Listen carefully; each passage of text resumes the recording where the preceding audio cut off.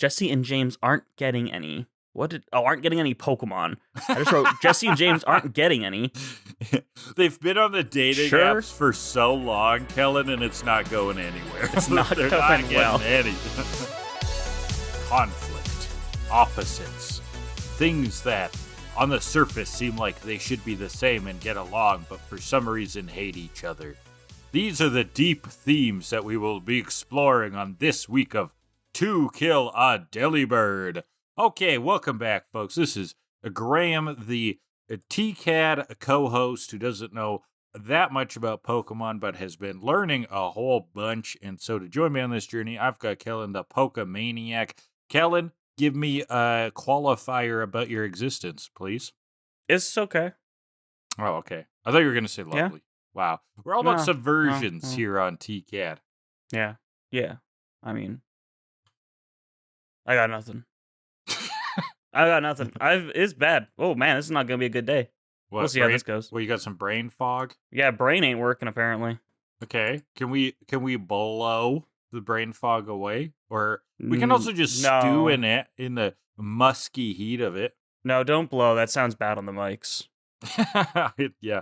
No That'd be blowing bad. on this podcast. We don't want that. We don't want that. Well, I was thinking of wind. Okay. Sometimes Pokemon delivers up a pair of episodes that have like this tight theme. Like, hey, it's Ice Week. Like last week was like, oh, we're cold. This week, the theme to me, it's a pair of filler episodes, all right? Filler as filler gets, you know? Oh, we're so full. I just like, and not even full of like nutrients. We're full of like packing peanuts, you know? Something with like no sustenance. Inside those packing peanuts, there is a nice Amazon gift card way down.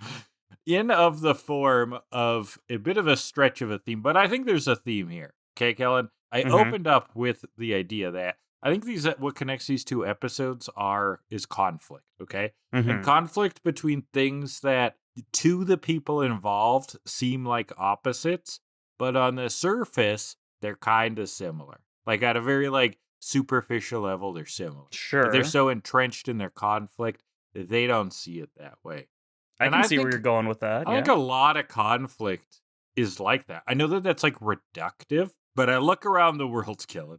I look at just a white guy like me with a podcast, thinking about what's few wrong and far with between. The world. You know, there's not many of those. It's so common, Kellan, that's become like a dismissive sort of joke. Like my self-awareness of it is supposed to be like a defense, and then. But then what am I doing? Am I just placating my own doubts? Am I trying to still make myself the center of a narrative of which I have no part of it? It's very conflicting being alive. Yeah, see, whenever I bring up the fact that I have a podcast to anybody, I always follow it immediately with, because I'm a white guy. Does that make it any different? All it does is like make it like you're in on the joke. I'm self-aware about it. Hey, buddy, we're in on the joke. The thing is, we're white guys with a podcast where the podcast's point is not to be like, hey, our opinions are the one that matters. We're correct in the world. Our podcast is, hey, do you see ashketchum this week? Boy, wasn't he fucking stupid? Kellan is correct, though, in the world. Yeah. He's correct with that take. That's not the point of the podcast, but it is also correct. It's a nice side effect that Kellan is correct, though, by the way. Yeah. I get what you're saying. You're like, it's dumb enough that we don't need to take ourselves so seriously, right? Yeah, exactly. Right? And that's another thing that's at odds is dumbness and smartness, when really they're just both sides of decision-making, but they're both decision-making at the end of the day. Yeah. We're going to meet a pair of grass Pokemon that are of the same evolutionary line. What the fuck is that? We're going to find two hothead trainers that, well, one likes slippery water dwellers and the other likes hot snails. I love my snails hot, Kellan. Don't we all? Are they served warm? I think so. I had escargot once, wasn't into it. I had it at a Mexican resort, though, so I don't feel like that's the place to have Gotta go to France. I'm guessing so. I mean, it tasted kind of like oysters, but I'd rather just have oysters. But that's the closest thing I would say that I enjoy that it's like. Yeah. So that's my preamble-ish. Yeah. I've got a lot of ideas and they're weighing me down, Kellan. I look at the world and I'm like, okay, there's a lot of people that are similar, but I don't want to name them because right away this becomes reductive, right? If you like point at a real world war and go like, they seem so similar. They're should the get same. along. Yeah, you can't do that. But in a really reductive way, it's like, don't we all bleed, Kellan? You know? Don't we all have blood? Not me, actually. I have replaced my blood with sweet Mountain Dew. Oh. Courses through my veins. Oh. And you can't be wrong. So you actually are different. You actually should be on a pedestal. We actually should start a religion where we worship you. I don't want that much attention, I don't think. Oh, okay. Yeah. Back to self-awareness. Did you know that, okay, so, like, I don't know that much about the history, but, like, the countries Serbia and Croatia, like, they have, like, a sordid past, lots of war, right? But I believe they were at one point basically the same country, to the point where when they split, like, they artificially altered their languages so that they seemed different enough. But they share a language originally. Interesting. And that to me is the ultimate example of like war between similarities, right? It's like the Vileplume and the Bellossoms. At one point they spoke the same language and then they were like, fuck you, get off my land. Yeah, you guys are slightly different. We don't like that. What an allegory. Or do you have you ever read, I'm starting with themes. It's basically theme the episode. We're kicking off themes since this is a filler episode. I'm just going to rant about themes for a bit.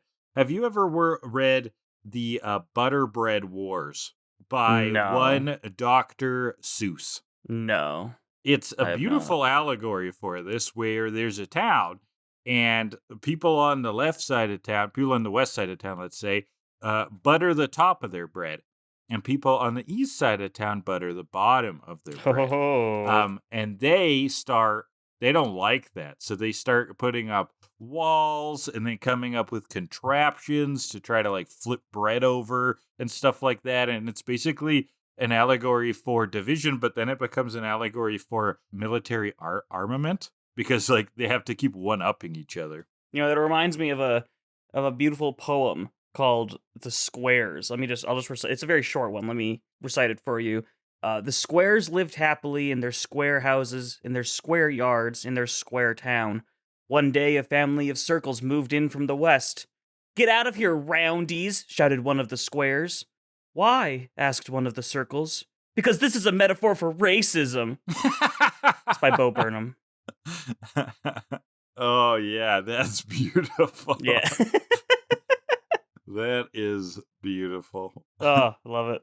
So, well, I wax philosophical here. Kellan, did you have anything you wanted to update the audience on? Any life things? Really, no. Any games, movies, anything like that? No, I'm still working through Skyward Sword. I finally watched Squid Game Season 2, and I'm dying to talk about it with somebody, but no.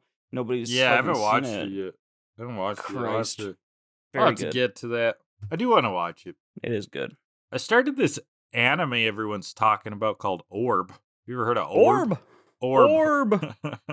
The Orb! It's like in 15th century Poland, and like everybody thinks that the sun revolves around the earth. And then this kid like discovers that it doesn't, but the church like wants to kill everyone who finds it. It's a story of Galileo, but the anime. The anime. Galileo and in anime. Poland, not. Well, it's not even Poland. It just seems like Poland because everyone's got Polish names, but it's like the Kingdom of P. And then everybody's named like Wojtek. No, apparently season 3 of Squid Game comes out next month, which is right cool. away. I didn't realize it was coming out so soon, so that's very exciting. It's nice when they can do that. Yeah, just the waters with a season 1 and then go all in. Yeah. Well, I mean, season 1 was fucking phenomenal, so. Good show. Yeah, enjoyed it. It's a very good show. Depending on how season 3 goes, I would be willing to say Squid Game is one of the best series ever created. Ever created? I think so. Depending on how season 3 goes well. One of the best death games. And I was like, yeah, it's a good that death too. game. That too. But like compared to all series, I think I didn't like it that much. I thought it was fun, but I think it could be in the upper echelon of your Breaking Bads and whatnot. really, you think it's Yeah. up there with Breaking Bad? Okay. Yes, I mean, I'll absolutely. watch season 2. I'll get back to you. I did not like season 1 nearly as much as I like Breaking Bad. It was so good. Yeah, it was fun. And It was fun. I watched the dub, and I still like it that That's much. crazy. Yeah. I can't read subtitles for an hour. Wow. I'm not crazy. Well, you can't watch Orb then. There is no dub. Oof. Yeah. Oof.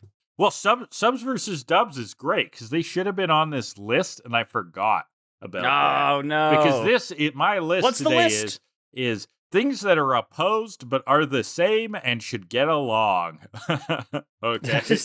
And Sure. sub enjoyers versus dub enthusiasts should be on here because they fight. They're like, wow, you're watching that anime wrong. Watch how it's meant to be. Oh, but I want to do the dishes while I watch. Yeah. And can't they just rejoice the fact that they're both watching Haikyuu? You know? I can't read the subtitles if I'm also playing Zelda. And there it is. That is the main reason I would use dubs. Exactly. Also, though, is if I'm wanting to multitask. I can't just watch a show. That's crazy. I need to do something else. Yeah, I'm unfortunately ADHD starting brain. to fall into that camp too. I didn't used to be, but I'm like, I want to play a game. I want to watch a show. I want like everything going on at the same time. If I could Mhm. inject a podcast in one ear, I would also. And that's, frankly, Kellan, that's sad. That's Yeah, a little sad bit. that I'm so addicted to stimulation. Yeah, it's a sad state the world is in. You know? But we're airing it all out. So what Yeah. other group should air it all out? Let's start it. Let's find kick it off out. here. Number 10, basic one, old school one, DC and Marvel fans. Give it up. You're yes. both reading picture books with tights. With tights. It's quite a way to put it. You're gonna have the comic heads coming for you with that one. Well, Picture books with tights. I'm kind of one of you. I haven't bought an American comic in a while though, but I had a phase. You got where I read a bunch. Japanese comic pilled. They're just easier to ingest digitally. Is really it. I've thought about jumping back on. Well, I Preserve used to read DC physical comics, but media, anyways. Graham. Come on. Yeah, I know. Speaking of physical media, number 9, Nintendo and Sega fans. Now, you're probably thinking, what year is it? Yeah, I feel like But that's to long me, gone. That to me is still the console war, okay? Like PlayStation versus Xbox, who? Shut the fuck up. Is it Sega Genesis or Super Nintendo? That's what we're fighting about, okay? You're out here comparing the modern Nintendo console still to the Dreamcast because that's all that Sega has. Switch 2 or Dreamcast? Which one's better? I mean, if we're looking at Pokemon games, the comparison still holds. Yeah. Am I it's playing not Phantasy wrong. Star Online or am I playing Pokemon Legends? Who knows? Nobody. Number 8. Number 8. I don't know what the fuck I meant by this, but lemons and limes. I guess they're both citrusy fruit. We have the getting along. We have Sprite. Oh my god, you're right. Sprite is about peace, Kellan. It is. Yeah, you know those really tone-deaf Pepsi commercials that Yeah. were like, everybody should get along? Nobody would have been mad if Sprite was in them. If Kylie Jenner gave the cop a Sprite, everything would have been fine. Yeah. /S. Yes. No, not /S. /serious. /S for serious. Are you cracking a Sprite? I'm cracking, yes, Kellan, I cracked a Sprite. In Good, honor of good. this gracious moment where we can blend sides. Now, another couple of fan bases that need to get along. Number 7, K-pop fans and J-pop fans. Because I I'm know, over right? here being like, I mean, I can tell the languages are different, but the Good. music's really similar. Yes, I have a horse in this race, definitely. I get it totally. Yep. Yeah, Number do you 5. like Twice? It's like Sure, the K-pop my band I favorite. could name. Or Yeah. no, what's the one? Blackpink? That's what he's called. Yeah, the people everyone thought wore Rosa Parks on her crotch to the Met Gala. Apparently didn't. That was the whole thing. What the fuck, really? You didn't hear about that? Oh, Lisa from Blackpink, right? I did hear Yeah. about that. Yeah. That was weird. That is Met Gala's weird. fucking weird. There in are general. things in the news lately, Kellan, where I read a news article and go, this can't be real life. Like we're really deep in something weird. I regularly read a headline and think, oh, come on. and then realize it's from the Beaverton. And it's like, it was just so believable. Like you can't tell the difference. Exactly. And for our non-Canadians, the Beaverton is basically the Onion, but Canadian. Yeah, it's a Canadian politics version of the Onion. Yeah. Both fantastic. And it's very funny, too. They are very, very funny. It may be a ripoff, but it's great. But like, that's the point our news is at, where I can read a headline from the Beaverton and think for a moment, oh, that's real, really? That's where it spawned that subreddit, Not the Onion. Ate the Onion, yeah. Oh, 8, that's another one too?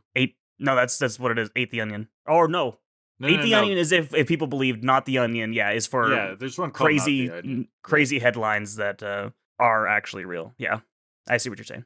Number whatever, 4, Number 5? 6, number 6. 6. Both these things are fantastic, Kellan. White people taco enjoyers and Mexican taco enjoyers. I like both, okay? And I'm not afraid to say it. It's nothing like white people taco night. I know the Mexican ones are authentic, okay? Like, they're great. And they're honestly, delicious. the authentic ones have higher highs, right? Like, it's just like a more flexible world of food. It's more about ingredient quality. You have better cuts of meat. But there's something about that ground salty-ass beef with There's some nothing like an old El Paso cream. taco kit. That's just gonna work for me sometimes, Kellan. It's like it's like imitation crab versus real crab. I like real crab a lot. Real crab's got it's higher delicious. highs. Yeah, but I'm not gonna pass on the imitation crab. But I also really like imitation crab. It can fucking work. You know, I don't like imitation crab because it's crab and I like crab. I like imitation crab because it just tastes good on itself too, regardless of if it tastes even close to crab, which it doesn't. And you can apply that to white people taco night. You know what, Kellan? I'm so in agreement with you. Damn straight. I am. Damn straight. I am. I think they're just good in different ways. Lockstep this week. Yeah, we're in tune. Just like these two things should be. The political left and the political right. They're all politicians and want to screw over the world for power, am I right? They're all liars. They're all liars and crooks, and I want a refund. Number 4, because I don't want to talk about that anymore. Sports fans. Just all of them. All of them. They're so busy being like, I like the Maple Leafs. I like the Canucks. Why can't they just be like, we both like hockey? And just come together and agree that baseball sucks. Okay? It's not that difficult. They put so much stock into these teams, and they're always like, your team sucks, our team's the best, we won. What the fuck did you do? You didn't do anything on that team. I know. Why do you have so much pride about it? It gets even, I can kind of see where it's coming from when it was this proxy for nationalism. When it was like at a state level, though. When it was like, this is my city, and these are people from my city. But like now they're not, and and people, you cheer for whatever team, right? You're grabbing some team from Albuquerque, for God's sake. Yeah, I don't even know where Albuquerque is. No, it's in New Mexico. How many Americans are playing in the CFL? Right? Like, why do we have so much? All of them. Why do we have so much hometown pride in these teams when the people making up these teams are not even from here? That's my big thing. And that's true for every. It's just named. That's true for every like bigger sports league, right? Yeah. You look at hockey, you got people from Germany, you got people from Finland, you got Russians, right? We're just like importing Europe, mixing them with some people, some salty folks from Ontario, and calling it a local sports team. What the fuck's that? Doesn't make any sense. Number 4, 3. Number 3, cats and dogs. Damn straight. They're pets, they should watch and we Cat like Dog. them. Oh, they all need to just watch Cat Dog and get along. Number 2. Yeah. What a crazy era of cartoons. Number 2, Wild. Similarly like lemons and limes, I don't know what I meant by this one. Shit and piss. You just wanted to say shit and piss. I guess so. They're both excrements. Can't they just bond over that? I don't think that was a stereotype that shit and piss don't get along. Or at war. Yeah. Hey shit, what are you doing there floating on the piss? That's just rude. And number 1. I don't know how you're going to take this one, Kellan, but all Pokemon fans. No. Okay, I don't want to hear red versus blue. I don't want to hear that my favorite evolution is better than your favorite evolution. Oh. I don't want you to be like, I'd rather fuck a Blastoise and you're an idiot for fucking a Charizard. I want y'all to come together and be like, we are the same. The fact that those sentences make any sense to anybody just shows your oneness. As long as they agree with me, I'm good with it. Well, yeah, naturally. Yeah. You are the truth. I am right. The truth sayer. I am the truth. I am the concept of truth. The concept of truth. I'm telling you, Kellan, we're starting a religion here on TKAD. I'm not a human. Yeah. I'm not a human. I am truth incarnate. Truth has coalesced. We have discovered a way for abstraction, for the abstract nature of a concept to be able to give a podcast, and thus it has chosen a weird, shitty old anime about a video game that involves cockfighting monsters as to what it talks about. And it also does shitty Twitch streams over on twitch.tv/HydraLeech. Oh, good plug. Where he definitely looks human, but I'm not. Just saying. That's just how everybody perceives the truth. Precisely. Wow, that's mind-boggling. Right. Yeah, I know, right? You know what else is mind-boggling? The amount of filler we have to get to this week. So let's jump into episode 241, Whichever Way the Wind Blows. I said don't do that. Okay. So, we're done with Mahogany, right? Whenever we get a badge, fuck that town, I'm out of here. The gang is heading to Blackthorn for the next badge. All right. Ash is showing off his Glacier badge. He's got 7. I'm glad that he learned how to count. Remember last week when they were all like 6? No, wait. No, 8. 5. No. Shit. Yeah, no, it's good. He finally figured out how to get to 7. And we're all better for it. So Pikachu spots something while they're walking away. There's some beat up Oddish. And Ash approaches them and just yells at them to wake up. Get up! You're dead, get up! For a nap. You're dead, get up. So Brock feeds them. They're like, yeah, they take after Ash. They can eat even when they're beat up. Hilarious. But what made them so sick? And so Pikachu asks. They point over to the hill. There's something over that hill. And we see a tree, a very big tree. Biggest tree I've ever seen, Ash says. This must be 150 years old, Brock thinks. How does he figure that? That's what I want to know. He's the rings, the girth. He's a girthologist. Okay, sure. But there's also some Vileplume and Bellossom fighting. Ooh, interesting. And they're having such a good old-fashioned turf war, drawing lines, big dust clouds in their brawl. So Ash is going to bring out Bayleaf. Bayleaf's a grass Pokemon. Maybe it can figure this out. Try to stop the fight, and both sides sort of run off while it Vine Whips in. Yeah, Vine Whips to separate them. Remember that. That'll happen a few times. Ash is like, now just apologize and be friends. That's not going to work. That's what I'm saying. That's what I'm saying. It's not how the world works, Graham. That's what I'm saying, Pokemon fans. I know, it's so reductive, but, doesn't a part of you want that to be true? As naive as it sounds, don't you hear Ash say that and be like, you beautiful golden child, never grow up. Yeah. Never meet the horrors of reality. Never digest whatever the fuck the world is. Yeah, never meet truth and start a podcast with it. Yeah, that was a bad decision on your part. What happens? So some researcher guy comes in. His name is Steven. He's doing research on grass types. Ash asks them why they're fighting. And he's like, oh, it's weird. A lot of grass Pokemon live here. And we find out it's not really a lot of grass Pokemon. It's just a lot of the Oddish line. Yeah.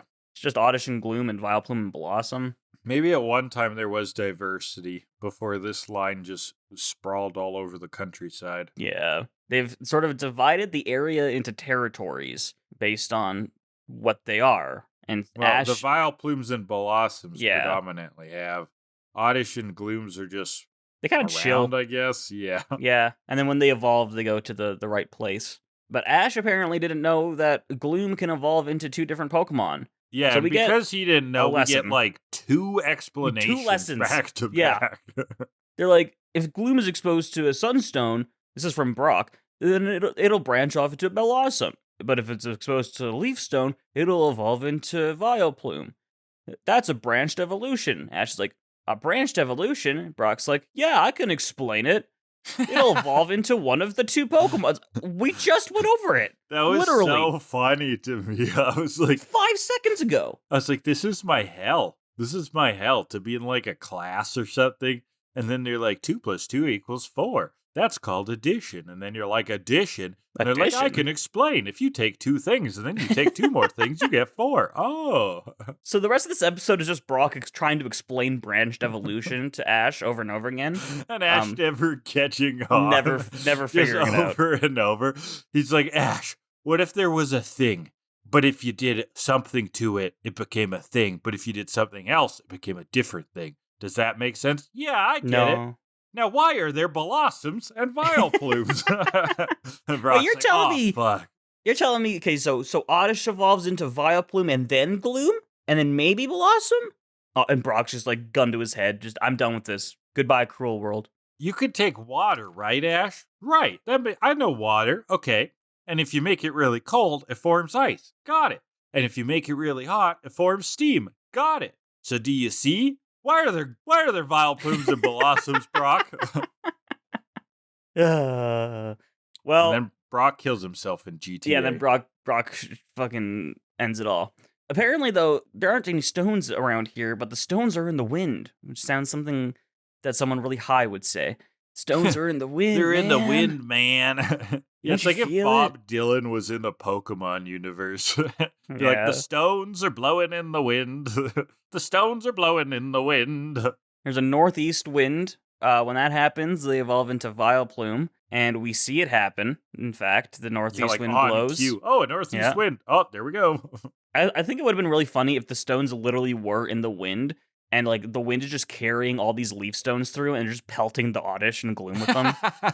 Yeah, like the idea is that it's like they're like microdose. Yeah, so small amounts of dust, and over time, this is what Steven thinks anyways, they get enough exposure that they evolve. The northeast wind contains traces of leaf stone. The northwest wind contains traces of sunstone. So, depending on predictions and projections, forecasts, etc., about where the wind's coming from, he can kind of map out what's going to happen in the short-term future. It's like dust in the wind. But there seems to be a power imbalance, and the Bellossom and Vileplume get at it again.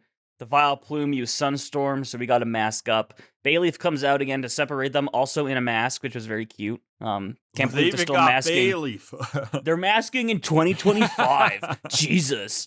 And no one was around. They're in their car alone. They're in their car. Why does that make me feel so mad? I want a mask in my car just to piss off people. Like, it's such a weird thing to get mad about. People get mad about everything. It's ridiculous. Sure do. How dare you live in a way that I don't live. Right. That makes you different, and thus I don't like you. But Bayleaf's wearing a mask. Yeah. It is cute, yeah. It was cute. I like this whole stun spore defense. All right. Mm-hmm. And Bayleaf he goes to split up the fight again. Pretty clean. And we learned that a lot of those Oddish had left to be found because they were just sick of the fighting. They just didn't want to see Mom and Dad fighting anymore. The game's gonna help. Already. Let's bring peace to the region. Yeah. Team Rocket nearby. They're having a picnic. Oh, all right. Very nice. And that's so good. They're ready to chat out, and then they hear a ruckus ruining. It's ruining my ambiance. My ambiance. It's a bunch of Vileplume and Bellossom pissed at each other, charging in. Team Rocket are caught in the middle of a bunch of stun spores. And Meowth, I think the joke here is that he goes to smell it in, but he can't because he doesn't have a nose, and so he doesn't get stun spored. He doesn't get paralyzed. Oh, gotcha. So it's just Jesse and James that get stunned then. Mm-hmm. And we remember that weed from that time when... Yeah, Salveo in the Orange Island. Orange Islands, I think it was, back when. Yeah, where Misty's got to go look for this weed because Brock and Ash get stunned. It was Tracy and Ash in the Orange Islands. Oh, yeah. I can't remember if it was Brock or Tracy that got paralyzed. It was probably Tracy. Yeah. I just... he just totally forgot about our homie Tracy. What a forgettable bastard. Yeah. Tracy, that kind of homie to be forgettable. Yeah, Tracy, that kind of homie to be a ghost in your memories. Yeah, so they remember that weed from way back when, which is a good callback. I like that. The Salveo weed. Yeah. Nice. Meowth happens across a convenience store. That's helpful. Convenient. Yeah. No, it's like the researcher's like medicine shack or something. Yeah, so he's sneaking in. He finds the weed right away. It's nicely marked. Okay, this is a well-run establishment. Jesse and James, they're all better. Meowth's like, they're less annoying sound asleep. True. Picture the boss waking up to see all the Bellossom dancing. They're fantasizing about getting all these Bellossom and Vileplume and taking them to the boss. Yeah, and he'll wake up and just be overjoyed by having all these relaxing grass Pokemon around him. So he'll praise Meowth for the accomplishment. So time to put a plan into action, Team Rocket says. Steven, he thinks that the tree is the originating point of the skirmish here, as in the morning, one of the sides gets shade, and so the Bellossom go over to the Vileplume side to get sun, and that causes a tiff. But then later in the day, the Vileplume are in the shade, so they go over to the Bellossom, and they fight. So they're moving into the sun, which is subversion, haha, because normally people move out of the sun. Yeah, well, these guys need them. Yeah. Yeah, and they're full sun plants. That's why they got legs.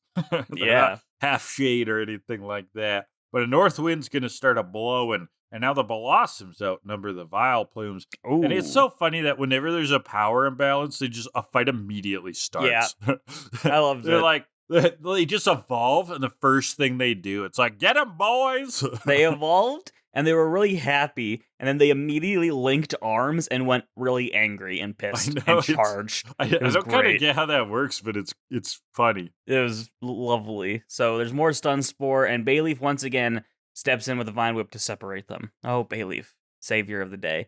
Now, yeah, reusable animation of the day. Yeah, it is true. I do have a question here from Heracross, waiting to be used again. Okay. One of these days, Heracross. We loved Heracross. Heracross wants to know, you know who would have been good here? Bulbasaur. Where was our noted Pokemon Peacemaker? Oh, yeah. I mean, it is a repeat sort of the idea of like Pokemon not getting along. It's a good point. I guess there wasn't a Poke Center nearby because, like, yeah, I mean, Ash could have got him. Be like, I have a grass Pokemon ambassador who's a very good friend. Right? That's his title. It's a rare title. Yeah. So let's go get the expert. Pokemon that's literally done this before. It can reason. And currently does this for a living. Yeah. And thus we go back to Bulbasaur and we see him chilling in his golden throne room where he has made much money being the ambassador here. He's got like a pile of business cards. He started a consulting firm. My ass is grass. I don't know, something like that. I put it on the fan art list. Bulbasaur's consulting firm. Keep it green. Oh, there you go. Green horizons. I don't know. Whatever your creative minds go to, people that draw this, who will be nobody, but, my point stands. Bulbasaur's consulting firm. That's a good one. That's a good one. I think that is where Bulbasaur is. He's just chilling behind his desk now, doing some paperwork. He really needs to hire an assistant. He's got like a graphic up. He's got this like pie chart that he's like pointing to with one of his vines. And there's like an Alec kid sitting at like a desk looking at him. As you can see here, quarter 2 was a little slow, but quarter 3 really boomed. So how do we make line go up? Fire everyone. Oh, Bulbasaur, no, that's not how business actually works. You haven't learned anything. Bulbasaur, corporate greed. No. Well, back to the episode. We do see that there are some Vileplume and Bellossom that aren't fighting, though. That's interesting. Yeah, very interesting. Back to Team Rocket. Meowth wants to make a big Bellossom robot. James wants to make a Vileplume robot. But in come the Vileplume and Bellossom, and they get caught in dust cloud fight. And in a really funny little gag I liked, Wobbuffet pops up on the side of the screen to do his thing, and then a Bellossom like reaches out of the dust cloud and drags Wobbuffet in as well, which was lovely. Yeah, you ain't leaving. You ain't getting out of this one, blue boy. Yeah. So Togepi plays with the Oddish, very cute, love that. And we're just figuring out how to fix this. How do we teach a message of anti-violence? But then Steven talks about the winds from the northeast coming soon. Okay, this is bad. Big storm. Big storms a brewing. It's getting later. If Bellossom habitat shrinks, maybe the fighting will stop. That's like the hypothesis. Misty's like, well, why should there be a winner or a loser, right? Like, we don't really want the end state to be, okay, we give the whole region to this side. Okay, that just makes the other side resentful. There's a lot of allegories here. Steven's like, if we call one side, then there won't be any more fighting. Yeah, Steven sounds a lot like a current world leader. Not gonna say who. Interesting. But Bayleaf is really sad about this, too, because Bayleaf's a grass type who wants to see its fellow grass types thrive, you know? Very worried about the Bellossom. So the storm comes, heavy winds. We see a bunch of gloom evolve into Vileplume. Steven says, the Vileplume are evolving already. No, Steven, Vileplume don't evolve. Gloom evolve. Oh. Tisk, tisk. Words. You should say they're evolving into Vileplume already. Which Come they on, you're a have, scientist. but now there's a northwest wind coming. Oh, my no. god, the sides are going to be equal. The wind is switching so rapidly during this storm that, like, Yeah. new groups are just popping up left and right. A major battle is setting up. I feel like winds changing that fast, that often, is bad. It's a tornado. I feel like that's a natural disaster incoming. Yeah, I'm not exactly sure, but it does sound suspicious, right? But the funny part here is, okay, those rapid winds have set up all this change. The storm stops, and then two sides immediately line up. Like the British and the French walking across a field. Old school conduct of war, the sides are lined up, and then they're like, time to kill. Yep, take a shot. All right, we'll stand here and take your shot. What a weird way we did war back then. We? Yeah. Yeah. Well, I mean, as the concept of truth, I am ever present. Everything and nothing, gotcha. Yeah. So we're gonna have a major battle on our hands here. When the storm ends, the sun shines. We have those lines of Bellossom and Vileplume. They're ready to go to war. The battle music comes on. And here comes Stunspore as they all charge. And Bayleaf goes to stop them again, but bombs rain down before anything happens. Bombs from the Team Rocket balloon, of course. They've got gas masks on here to cut the grass, and they have a big chant here, Kellan. What do they do? Yeah, prepare for trouble, funny you should ask, and make it double in a groovy gas mask. The use of the word groovy I'm into. It fits James. Yeah, James can say groovy. He can say groovy all he wants. They're here to cut the grass. Ooh. Vileplume of Doom, the Bellossom Wrangler robot. Well, I wish. No, they don't have either. They're stuck with the analog capture device. Yeah. just a big bag. Analog capture device is very funny to me, though. They used up all the budget on the anti-stun spore protection. Their gas masks. Their gas masks. They are quite fancy gas masks. Yeah, look good. So, good seal. Yeah. So here they are. They're all charging. Meowth just gets launched. He loses his mask. Jesse and James, they're not. Jesse and James aren't getting any. Aren't getting any Pokemon. I just wrote Jesse and James aren't getting any. They've been on the dating apps for so long, Kellan, and it's not going anywhere. It's not They're going not getting any. Yeah, Jesse's the person who in her bio puts, I don't message first. Like, okay. Hate drama. Fine. Yeah. Ugh, worse. If you want to play games, go elsewhere. If you can't handle me at my worst, you don't deserve me at my best.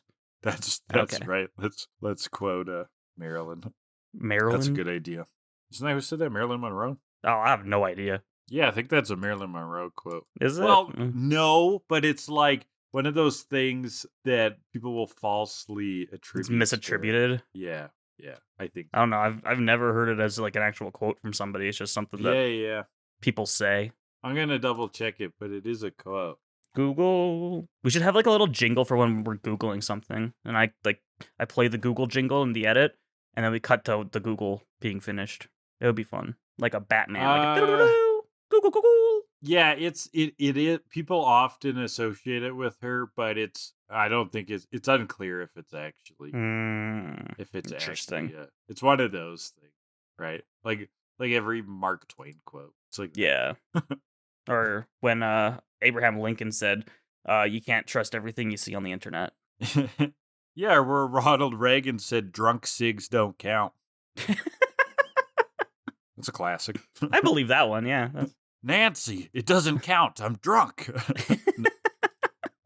Pass the fucking bong, Nancy. I do this one. That's my one impression is Ronald Reagan. Ronald Reagan talking about bad habits with his wife.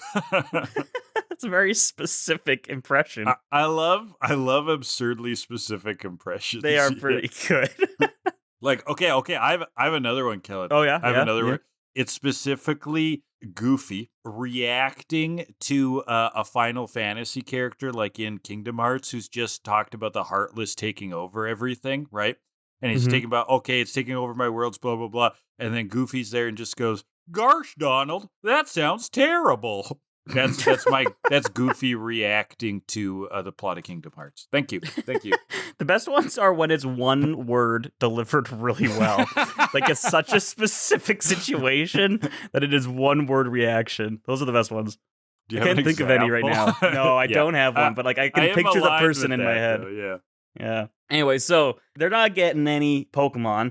Big Dust Cloud, Brock knows that we kind of just have to let him fight. They need to learn that fighting's not going to solve this at all. Jesse and James realize their masks aren't plugged in, so they go down. There's more fighting. And when the dust settles, everyone's down. And we get a lecture from one of them. He's like, "Fighting solves nothing. Look at those ones. They chose not to fight." Yeah, Meowth translates. They wanted to be the opposite of what they were. The Vileplume wanted to evolve into Bellossom, and the Bellossom wanted to evolve into Vileplume. You know what we have here, folks? We got some fucking trans icons in the Pokemon world. Yeah, we do. I think you're right, Kellan. And this is where I thought the next messages were a little bit weird. Yeah, Because very 90s or early 2000s.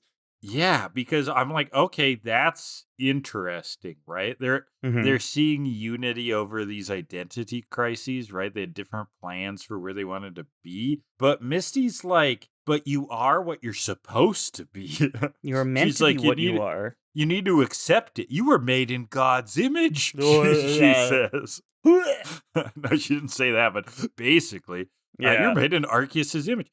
So I'm like, on one hand, you're right. They were trans icons, but Yeah. the episode was not woke. No. It was not chill with that, Kellan. It took us about 40 minutes to say the word woke this time. Well, and That's a new record. I'm using it sincerely. The episode wasn't progressive, I should No, it say, wasn't. or inclusive. I was like, that's the message? That they should, like, suck it up? Misty, you're terrible. Got a Well, real yeah, J.K. Rowling over here, Oh, am I oof. right? Like, in terms of early 2000s context, I think it still works. It's fine, because it's you know, you're teaching kids, you are who you are, it's okay to be who you are, but also, yeah, it's like, with the 2025 lens, it's more interesting to look at. Then it sounds bad, right? Yeah. So, That's a fair point. but it is very interesting. And Meowth literally does say that they're having an identity crisis. And Yeah, he Brock's does. like, I didn't know Meowth knew what an identity crisis was. Yeah, so we've got a Bellossom trapped in a Vileplume's body. If that doesn't make you think, well, I don't know what's wrong with your brain. I guess they agree with Misty then. They figure it out. They're fine being who they are. They all started from the same oddish, and so that unifies them. We go back to Jesse and James, who are just trying to shove a few of these guys in bags. Yeah, grab the stragglers. And the trans group of Bellossom and Vileplume, they come in with the stun spore. Arbok and Victor Bell come out, but they get got by the stun spore. One of them says, "Come here, you little salad fixins," which, whoa, okay. Is that a slur? I think so. Misty talks some sense into the ones that were fighting. You know, are you going to help your friends or not? Blah, blah, blah. They jump in. Bayleaf sends them flying with a vine whip. They go blasting off again. Yay. Yeah, and the Pokemon all dance together. Like at the end of the Jedi Returns, we get a good old Ewok festival. Peace cute. At last. They all get along. And then at sunset, the gang heads out. They wave goodbye, continuing to Blackthorn, and that's the episode. All right, so Literary Hour. The trope I'm looking at is called Entertainingly Wrong, where it's like the whole episode, the characters have some assumption, in this case thinking that that group of Vileplume and Bellossoms are pacifists, when indeed they have this identity crisis going on. When they find it out, it's like a big shift, and it's a benign mistake that ends up, they all learn from. Looking at this hilariously wrong issue, okay, this is a web series, okay, a piece of written media, but a web series called Humans Don't Make Good Pets. All right. True. Several inferences about the protagonist due to not knowing a thing about human biology. So the idea is that there's like aliens who have captured humans, right? And the aliens are monitoring the humans, and they just don't know shit about them as they're monitoring them. So Quote unquote from tvtropes.com at one point, one of them assumes he must have infrared vision to know which pipe in a room was hot when he used it to cook meat. In reality, the human just held a hand over each pipe until they found the one that was hot enough. But the aliens took that to be humans have infrared vision. Stupid aliens. Yeah, what do they know? Nothing. You heard that, aliens? We're coming for you. Don't start that war, Kellan. Though it may unify Earth. It could. If anything, now there would be people that are like, there aren't aliens. That's a liberal conspiracy. That's what they want you to believe. Exactly. You're going to believe the bought and paid for liberal media? Yeah, do your own research on Twitter. Ask Grok. On X, the Everything app. Calling it in full X the Everything app is one of my favorite memes right now. It is very funny. All right, let's rate. Yes, this is the 4 part of the plastic ping pong picture of objective rankings. We're going to pull 2 categories at random from the picture and rank the episode based on them. What do we got first, Kellan? The first category will be, we're taking a trip down to the Sunset Boulevard. Well, we end on a sunset. We do have a sunset, so that's a good score. And it is at the end of the episode. And it's at the end. Now, do we have a sunset anywhere else? Because we do go through multiple days in this episode, but no, I don't think just so. Night, right? Yeah, the storm probably covers it up. Right. But it is an end of episode sunset, so that is on the higher end, at least for me. I change my rating system for this every time because I never remember it. Goes all around. There are episodes with 2 sunsets. Or one really long sunset. So it's not a perfect score. No, so this is going to be I'm going to go 8. Yeah, and I'll go 7.5. 3/4 feels like a good chunk of the pie. Yeah. So 7.75 for that. Second category will be the character of the day. Steven? How do you feel about Steven? He's fucking boring. Yeah, what even is he? What a boring dude. This guy could simultaneously be in every episode and no episode at the same time. Like he's just so like whatever. Yeah. And his got a generic design is very generic. He's got generic glasses. He's like a grass researcher, but we never hear anything about like why. Right? There's like no motivation here. He knows about wind. Personality. That's cool, I guess. Yeah. And his name's Steven. Yeah, that's like the most basic name ever. That's basic. But I don't like actively dislike him. I don't think he's is he a bad character? I don't know. He's just there. This is a 3. Yeah, 2.5. So that and that's 2.75 for that. 1. Yeah. And overall 5.25 for whichever way the wind blows. I mean, this is a 5 out of 10 episode. Yeah, the best things about it were that it does make you reflect on the nature of conflict. Not necessarily in a novel way, though, but it just does. Right? Sure. Yeah. So that's the main bonus of the episode. Other than that, it's like, okay, whatever. All right. Let's get into episode 242. Some like it hot. Yeah, so they are continuing the journey up some rough terrain. Ash is very cocky. He is sure fired up, but you know what else is fired up? The environment. It's boiling hot here. Turns out there's a lot of volcanic activity nearby, making everything cooked up. Volcanoes and hot springs. And speaking of hot springs, Team Rocket, they're relaxing in a hot spring. Wobbuffet's even chilling underwater. He's really enjoying that. Then they see the twerps. Blueness won't bug me, Jesse says. There's the twerps. And there's like, you know what? We could ignore them. They are the main reason for our stress. Can't live with them, can't live without them. Am I right, Team Rocket? That's twerps for you. The geyser blows, and they're like, oh, wow, yeah, this place is well known for its geysers and the geysers. We didn't see a single old person in this episode, so I don't know what that joke was about. I think that was about Meowth saying it wrong. Yeah. And then them, like, correcting him or not realizing he said it wrong. But that geyser keeps exploding and explodes right at him. Yeah. Their hot spring blows and they go blasting off again. Back to the gang. They're just complaining about how hot it is still. Misty's complaining about Ash complaining. Even though Misty's also complaining. Brock's saying that's enough hot air. And then they find one of the culprits. All right, we got some hot boys in this area. This is a Magcargo. They dex it. Let's talk about this. This is a future Pokemon of the episode, Kellan. Tell me about Magcargo. Magcargo, evolved form of... have we even seen Slugma? slug my balls. I think Slug my so. nuts, yeah. No, I don't think we have. Looks like we have not. Really? Maybe We like don't in see the it. background or something. No. We don't see it until episode 269. Oh, okay. So we have Fair. not actually seen one. Yeah. Oh, so Interesting. interesting. We get the evolved form first. All right. So yeah, Magcargo is a snail. It's a fire rock snail, giant rock on its back, and it's made of lava. And Slugma is a slug. It's a slug. It's Slug, basically fire Magcargo. slug. Yeah. It's Magcargo without the shell, essentially. But Magcargo is a very interesting Pokemon lore-wise, because according to its Sapphire Dex entry, Magcargo's body temperature is approximately 18,000 degrees Fahrenheit. That's hotter than the surface of the sun.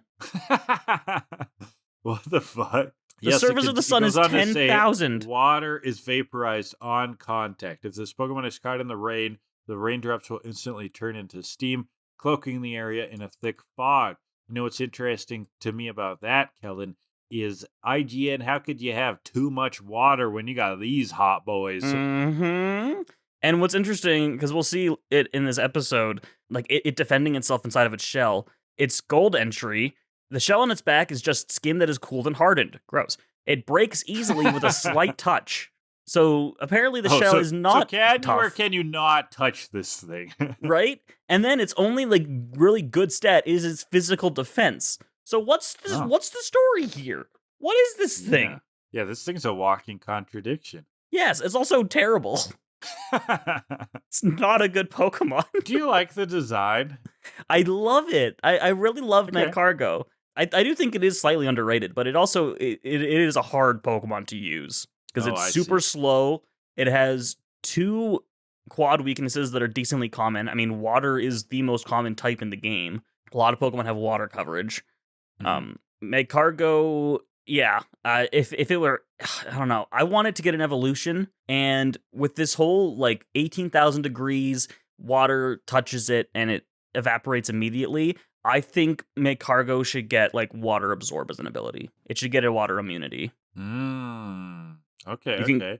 I think if you kept its stats the same, but gave it like a water immunity or gave it Steam Engine, which boosts its speed to max when it's hit with a water move, I think Magcargo could do something. That would be interesting lore-wise. Yeah, or exactly. Consistent lore-wise, and maybe a bit more interesting mechanically. Yeah. What would that evolution look like? Like at that point, question. It's just like on fire. It's just like the inside of the sun. It's constantly in pain.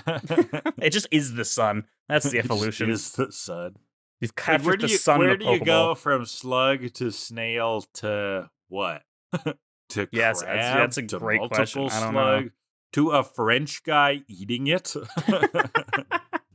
I think if it could just, with Legend Za coming out, I think Mega Magcargo, which is also just fun to say, give it Steam Engine or something, and I think it could do something. All right. And then we think it could do something. And then Megas are easier, I think, to design instead of evolution, because you just you take the Pokemon and make it cooler. Maybe it literally turns into a steam engine, like you're saying. Maybe it's a train. Maybe. Okay, well, these aren't great ideas. Your ideas are good, mine aren't.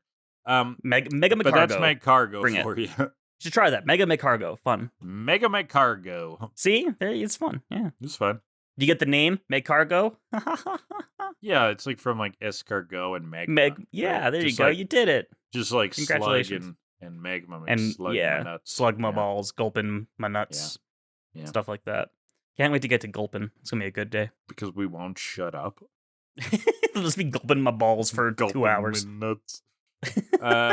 Yeah. You know what? I actually don't love Magcargo's design. I think it's kind of cute. I like it in this episode, actually. Yeah. It's kind of fun. I like how the main Magcargo we interact here is sort of like a grumpy old man. It has like a lot of personality. I like that. But this is not one of my favorite Pokemon by any means. I'm like, okay, whatever. It's definitely an overlooked Pokemon. Yeah. In Gen 2, but not all Pokemon can be favorites, unfortunately. Yeah, no, that's how it'd be. Be. Unless Magcargo is your favorite, let us know in the comments. If Magcargo's your favorite Pokemon. Because it's this episode's favorite Pokemon. There's tons of them around this region, okay? So gang's continuing on. They've hit a place where it's starting to cool down, but they see this giant sleepy Magcargo blocking the road. It's bigger than the others. looks older, maybe. It's got some obvious, like, scratches on its shell. And this is sort of the personality of the episode, is this Magcargo. It wakes up and attacks the gang. Flames at them. The gang dodges. Okay, that snail's got issues, they say. That's and not then just very falls nice. asleep instantly again. Yeah. He's got a bad temper, blah, blah, blah. Misty steps in, goes for Star. Oh, Psyduck comes out. Oopsies. Oh, boy. And this is so funny. Psyduck, like, runs up. And this Magcargo, when it's sleeping, has that, like, cartoon snot bubble. Yeah. So Psyduck, like, leans on the bubble and it's then like a pops physical it and thing, is all yeah. surprised. Yeah, it's so good. It's moving him, pops it. Yeah. Magcargo wakes up. Psyduck runs back to Misty. Scared. Oh, it's hilarious. So Misty's gonna bring out the muscle Poliwhirl. I thought she was going with Staryu. What happened to Staryu? She changed her mind. That was yesterday's breakfast, Kellan. We're on a Poliwhirl. Hits with the water gun. Magcargo hides in its shell. And this is where that walking contradiction you brought up here. You can't touch this thing at all in the anime. The shell is impervious to any damage. Harden is like the ultimate technique, or withdraw, or whatever it's called. Yeah. But yeah, according to the decks, the slightest touch will shatter it. So they're battering on this thing like no tomorrow, and it ain't doing anything. It doesn't do a damn thing. Well, it comes out, goes for the rock slide. Poliwhirl's expertly dodging it. Magcargo goes for a big body slam, but it's dodged. Flamethrower hits, Poliwhirl's out. And then some kid laughs at them from the cliff. Some weird kid with a recognizable voice. Yeah, with that very brat voice. Yeah. And not the Brat Summer kind of brat. It's Brat Summer. What's this Brat Summer guy's name? Egan. Rat Summer. Okay, Egan is definitely Rat Summer. You know a Rat Summer? He looks like Rat but Summer. I can infer, I think. He taunts at them and jumps off the cliff, but he face plants. Just a clever ploy to throw people off. For sure, buddy. So I'm looking up his voice actor. English is Tara Jane. Who, what was her main character? Oh, she did Richie. Richie Oak. She does Oak. She does Sammy Oak from the fourth Kid Oak. movie. Okay. The Kid Oak. Yeah, I guess Richie would be our biggest one then. And then a bunch of minor characters. Yeah. Very character of the week sounding. Name a generic young boy. Dayton, Ephraim, Keegan that we've seen in a previous episode. Looks like his voice by her. But this character, Egan, he's the best fire trainer around. He's the Prince of Fire. He's telling Misty all about her battling. It's like, you can't keep winning if you keep running away. Let me show you how it's done. And then he fails to catch Magcargo because Magcargo just walks off slowly. Yeah, doesn't quite work. But Misty goes all off about the water, blah, blah, blah. She's the water princess. Okay. Yeah, screw your fire. It's all about wet stuff, boy. You couldn't have called yourself the water queen and gone one step up in the royalty ladder? No, I think she Misty? hadn't thought of it till Egan said Prince of Fire. And she's like, well, I'm a princess if you're a prince, you weird little kid. They have a real pissing contest here. Yeah, not very creatively either. I was like, what is really instilling Misty to do this? Kind of came out of nowhere. She couldn't really fight the Magcargo either. No. Brock and Ash, though, are really sidelines on this duel. If you can't get along, take a timeout, kids. Yeah, they're acting like the parents. They go to battle, but this is a waste of my time. Yeah, I'm gonna go off capture Magcargo. He runs away. We can see Team Rocket. They're flying around, refreshed, feeling good. They fly over another hot spring. They get geysered again. Seems like we're none the geyser. They go blasting off again. Good line. Good. Very good line. None the geyser. Great line. Right after that, I just want to talk about something briefly. We'd never talk about the Who's That Pokemon segment in the middle of the episode. Okay. But this one was weird, because the Who's That Pokemon was Mantine. And in these Johto ones, I think it started with Johto League Champions, they started adding like a little fact on the bottom of the screen for the Pokemon that it is. And it says that Mantine is the heaviest Johto Pokemon. That's not true at all. Mantine is 485 pounds. Steelix is 881. You know what? I am surprised Steelix is not heavier than that even. But that's not the point. Yeah, you're right. That is wrong as heck. It's nearly twice as heavy. Where are they getting that from? I don't know. But that is respectably heavy for Mantine. It is, pretty now, solid. Mega Steelix is 1,600 pounds. Oh, it doubles all the time. Wow. Yeah. So quite heavy. That's interesting. That's just a weird little thing. I don't know where they got that information from. Continuing down the path, the gang sees, they come across Egan again. And none of them have seen the Magcargo. Oh, there it is. Where is Classic it? trope. There it is. Oh, Egan's okay. going to fight it with a Flareon. What a great Ugh. choice. Oh, my God. Normal It's got a double fire? resistance to fire. Terrible idea. Yeah, this is bogus. Plus, Flareon's weak to rock. Come on, buddy. You can do better than this. What a bad matchup, but Egan doesn't care. This is probably his only Pokemon, too. So Probably. Flareon versus Magcargo. Flareon kicks it off with Flamethrower, and we see that classic shell trick again. It just loves hiding from everything, and the shell is tough as steel for whatever reason. Although steel would have been weak against fire, so I need another metaphor. Tough as diamond? Let's go with that. And comes back out, and this Magcargo operates on an algorithm, okay? It guards with its shell, and then it hits with a rock slide. So I felt like it's so repetitive, the team could have been adapting a bit, but hits with a rock slide. Egan yells for Flareon to do a quick attack, okay, but it gets hit a little. It's just a little, Egan goes. Just a little bit. Just a little. Wow, he's not watching out for this thing's safety. Yeah, he goes for a Flamethrower again, but once again, Magcargo withdraws into the shell. He's like, that's a loser's way to battle. And it Flamethrowers back. Flareon gets up, but body slams incoming. And Flareon goes for a flaming tackle. Not a move, just tackle. Flame Charge would appear in Gen 5, but this is not Gen 5. But it just bounces right off the shell, which it shouldn't. Well, actually, I think it bounced off the body, which is weird because the body is just lava. Yeah, but, a little strange. Yeah. The bad part is Egan just isn't recognizing the damage, right? Still trying to egg Flareon on. Get Misty up, Flareon! Misty is like, it's hurt. Your Flareon is hurt. Egan is being a bit of an asshole here. Yeah. They go for a Flamethrower against each other, and Egan's like, it'll take more than that to kill my Flareon. And no, it's just laying there dead. Yeah, it's roast. It's roast Flareon. Yeah. Sunday dinner. Ready to go. Ash and Brock are like, it was close, kind of condescendingly. I'm like, no. We all know it wasn't, so that was kind of a dick thing to say. Well, Misty just laughs about it. They argue again. Oh, she is rich girl laughing. Yeah. Very nice. And Brock understands, though, we're all just hungry. If we eat, then we won't be so angry anymore. And so they invite Egan. Brock's got good parental problem solving. They'll just need some orange slices. Egan doesn't want to be rude, so he'll join them for lunch. That's fine. Team Rocket, they're spying. Meowth wants to break for lunch, but they don't have any food. So they can't really do that. They're going to poach Pikachu and the picnic, but their backs feel really hot. There's something behind them. Oh god, it's a Magcargo just flamethrowing their asses. For a while.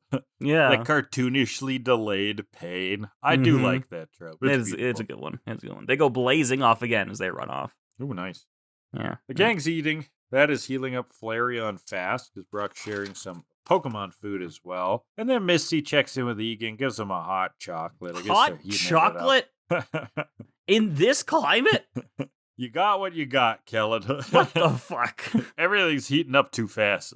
Egan has realized he pushed Flareon a little too hard. Misty's like, well, I see Flareon's happy, so you're not a bad trainer, and he's being taken care of well. And so they kind of bond over getting really fired up during battle. Nice little moment. Yeah, battles just overtake him, and Misty understands with that. They're kind of bonding over bad tempers, like you said. Mm-hmm. And Misty tries to explain her love of water Pokemon, about how fluid they are, about how they're like water. Flow, they adapt quickly. They're like water. They're like water. Put them in a cup, and then they're like a cup.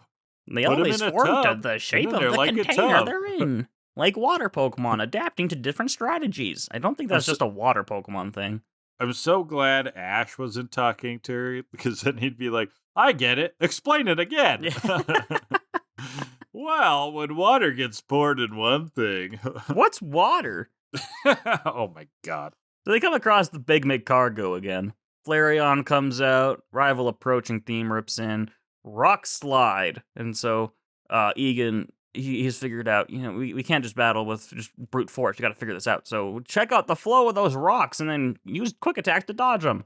It's commands like that really make me wonder what the fuck trainers do. Like, sometimes it's like, okay, the brilliant strategy was being like, look and dodge.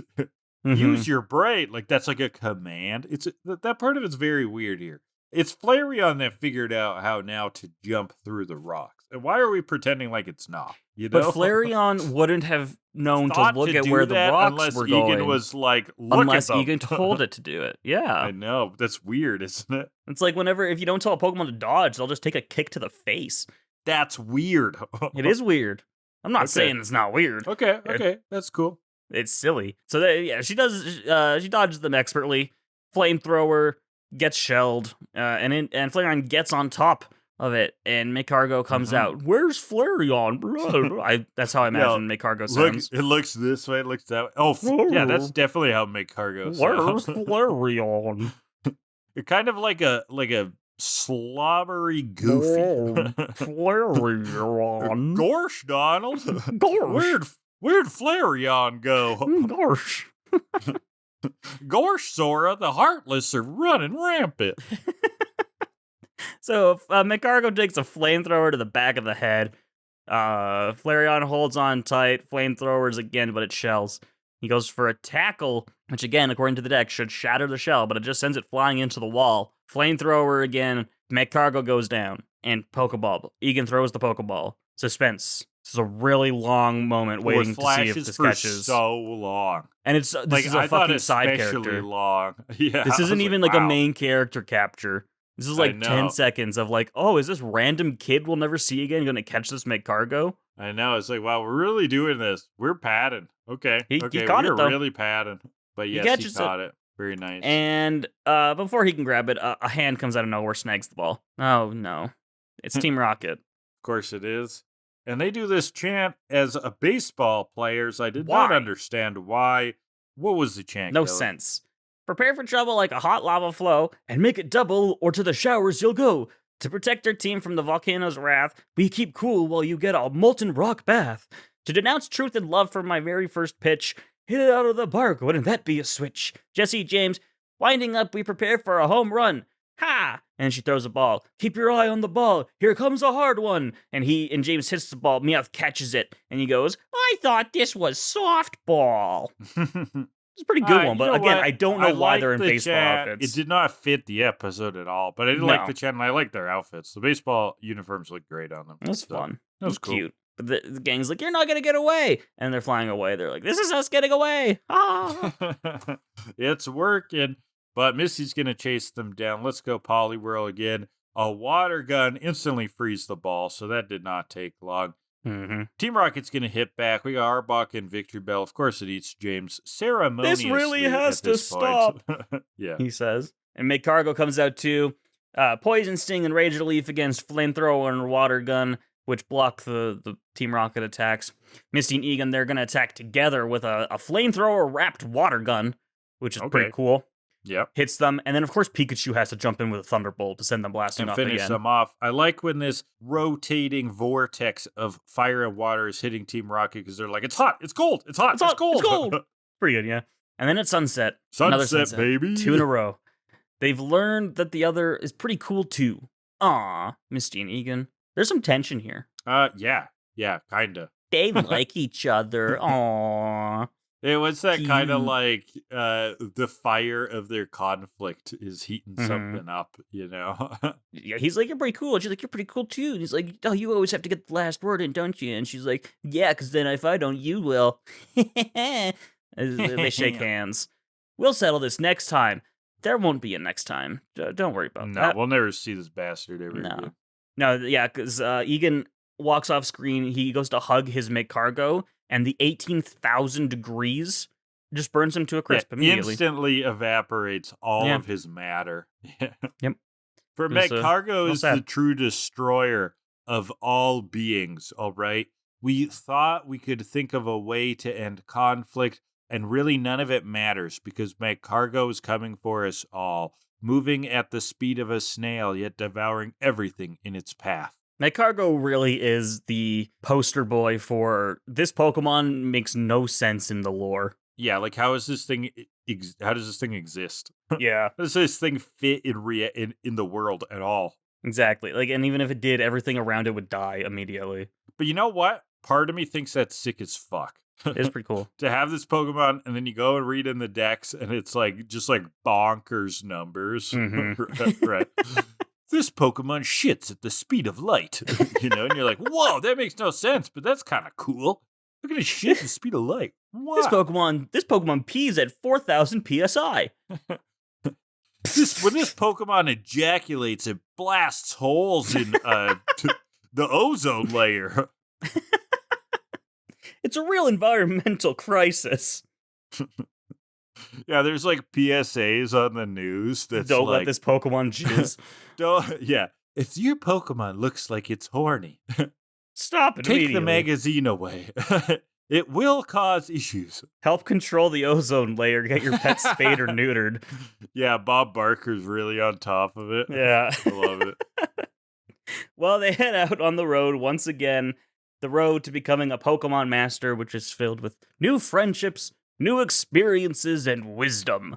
And that's the episode. All right. Well, thank you for that. We have you're very welcome. Literary Hour.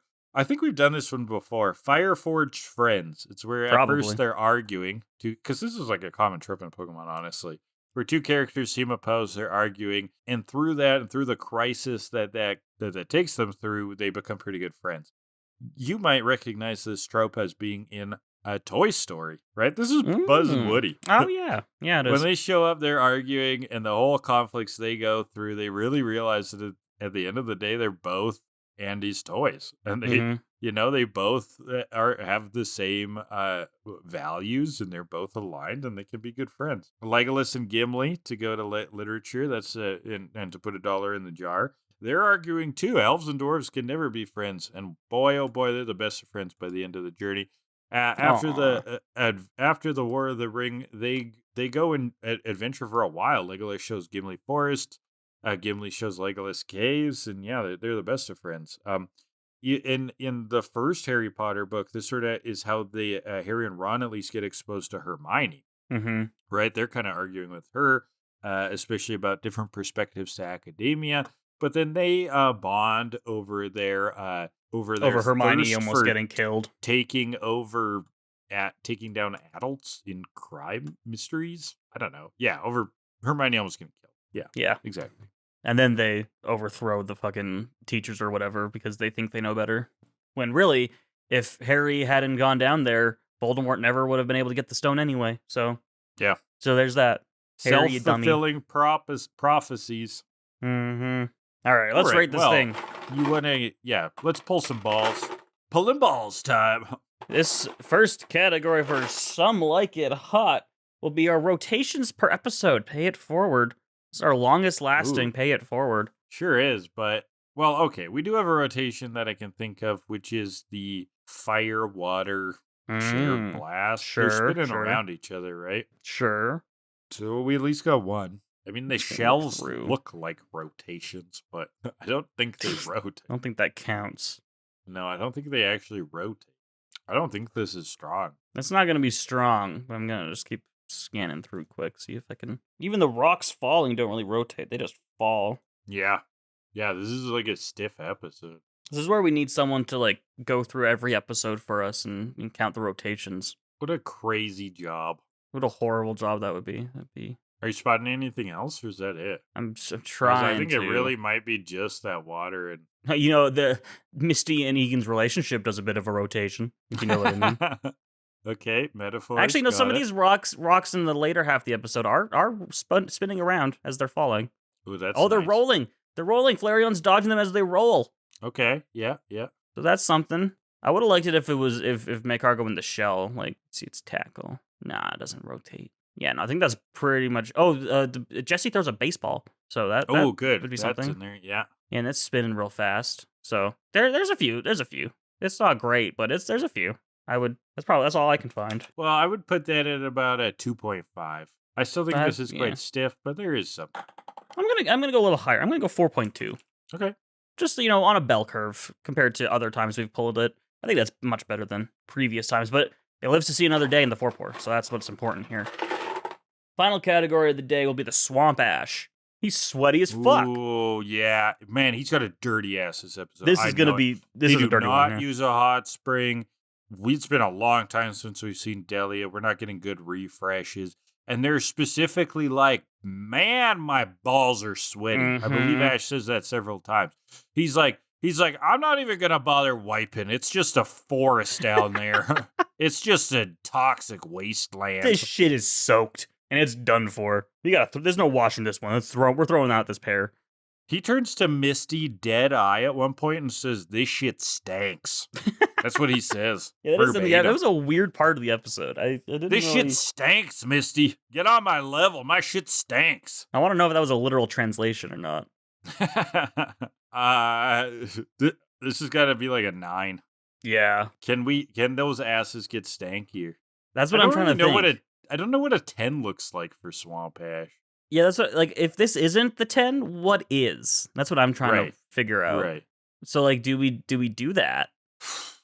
Okay, I could go 10. I could go 10. Yeah, fuck it. Fuck it, let's go 10. We rarely give out 10s. Yeah. Let's do it. So that's a 10 for Swamp Ash. I'm willing to listen to ideas in the comments for how Ash's ass could get even dirtier. So if you're not happy with the 10, get that engagement farming going. We'll ramp it up if we can get it stinkier, but this is a stinky Swamp Ash. So what's the total then, Kellan?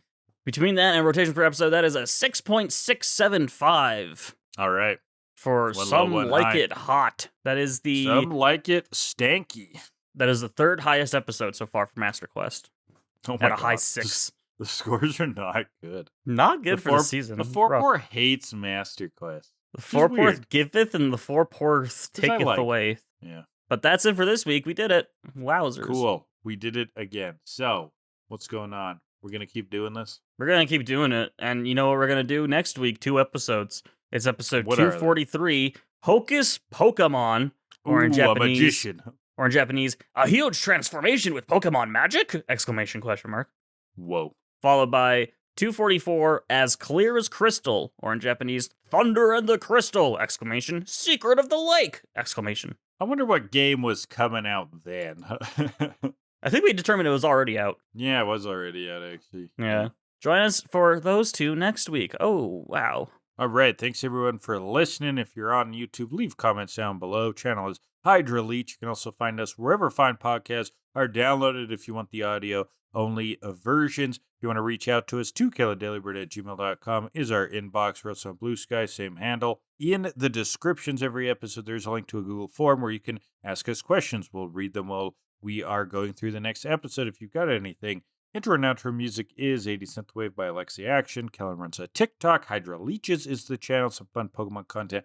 Twitch is often, twitch.tv/Hydra Leech. Playing anything new? What's going on there? Oh, you're doing this crazy Nuzlocke. You should shout that out. Yeah, we're working on a Volt White Nuzlocke. Volt White is a difficulty hack. And it is hard as balls, black boys. and white. And it is very hard. And I'm on attempt like 9, I think. And I have yet to make it past badge 2. Because they gave Lenora a fucking Bouffalante, which is bullshit. A bullshit Bouffalante, am I right? Yeah. So one of these days we'll get past Lenora and then we'll keep going. But for now, that's what we're doing. We're trying to get past Lenora. Days I don't want to stream Pokemon, I'm doing this Minecraft Rush thing. It's very fun and interesting if you have any interest in Minecraft. Even if you don't, come watch me be really bad at Minecraft. It's fun. It's a fun time. Yeah, they were pretty fun streams. Caught a little bit of the Nuzlocke. Gotta check that out. If you come watch stream, you can catch when Graham pops in for like 3 messages and then dips. It's great. I love doing that. I like a shiny Pokemon. Oh, you finally get the appeal. Okay. Took you long enough. If it's me. Yeah, sure. But yeah, that's what we're doing. That's about it. What did we learn this week? We also have a Patreon. It's that too. If you want. What did we learn this week? We learned that fire snails are a contradiction. They're this walking contradictions. Strange entity. Very we learned weird. that Kellan is truth. That's interesting. That's going to have some concept. consequences. Yeah. If you ever need to know anything, come to me. I am truth. We've learned that sports fans should just all get along and shit on baseball fans. What else? I think that was about it, actually. Those were the 3 main points. Sega versus Nintendo, Capcom versus Konami. Yeah, we learned that the true console wars is Switch 2 versus Dreamcast. Yeah, I only care about discussing I only care about discussing Castlevania versus Mega Man. Like, Mm. like that's the kind of arguments I want to get into. Yeah, I don't care if true. either series are relevant anymore. And they're not, so, you know. Yeah. Do you like Breath of Fire? Do you like Suikoden? Come on. What? What are you talking about? You don't even know what games I'm talking about. You said Suikoden. I thought you were trying to say Suicune wrong. No, Suikoden is a JRPG series by Konami. Like, everybody had a JRPG back in the day. Konami's was Suikoden, Capcom's was Breath of Fire, Sega's was Phantasy Star. I guess Nintendo's had a bunch. I mean, it was sort of Final Fantasy before Square left them. This is fascinating stuff for the end of the episode. What, my history of 90s video games? I could talk about this subject forever. Yeah, let's put that on the Patreon. Would anyone pay for that? I don't know. They Probably would. not. Don't let us tease know. them. Let us know if you would pay for that. They would, for me intricately breaking down Decathlon on the Sega Saturn. I'll give an in-depth review of the themes. No, can we do put on the Patreon a 1 hour bonus podcast where it's just you answering the question, is math invented or discovered? Yeah, I've talked about that so much though. Not on the pod. Just at Denny's. Well, we'll go to a next time we're together, we'll go to a Denny's and we'll record that episode. Okay. At 3 a.m. because that's the only time to go to Denny's. That's so true. All right. That's goodbye. This is going on way too long. Bye. Yeah, see you at Denny's. Get a grand slam for me.